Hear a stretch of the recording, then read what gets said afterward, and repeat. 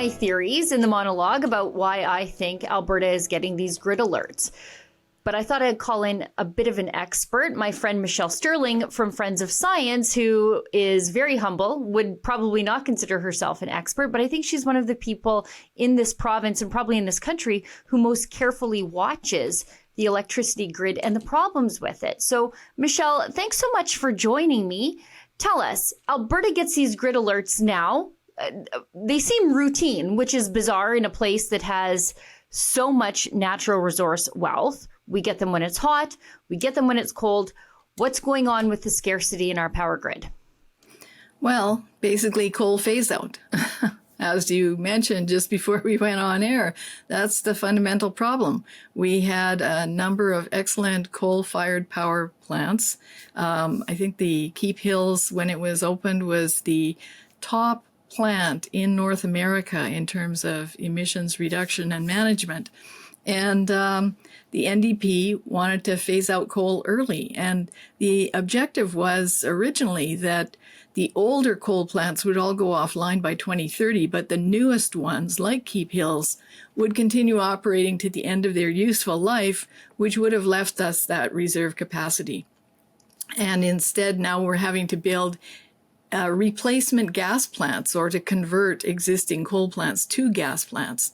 And the thing is, we have no reserve capacity like we used to have. If you look at the 2022 ISO market statistics report, you find there's a huge drop in reserve capacity. That means the extra power that you could ramp up in the event that a plant goes offline for some reason, which does happen, especially in extreme weather conditions, or some other sudden surge that might trigger like a big lightning storm or very extreme weather of some kind that might trigger a power outage somewhere, and you have to try and get the system back up and running. We don't have that anymore. So we rely on imports from coal-fired power in Saskatchewan and coal-fired power in Montana and some hydro from BC. BC right now, of course, is in a drought, and they have a problem with their hydro facilities because of that. So that's the main reason why we're facing these problems. And you see, the weather is also regional. So, when there's an extreme weather condition, quite often, like for instance, the wind will just die off. So that's what happened in this past event. The sun was producing lots of solar during the day, but as the sun goes down, you lose all that solar and there was no wind. And if you look at Brian Zinchuk did an analysis of it, and he was kind of mocking the fact that the Pembina Institute had said, oh, yay, we went off coal, we're coal-free, first time in years. And 2 days later, we're grid alert. So, and Pembina was saying, renewable energy is the most cost efficient. Well, it's not if you're facing potential blackouts, because they cost a lot of money.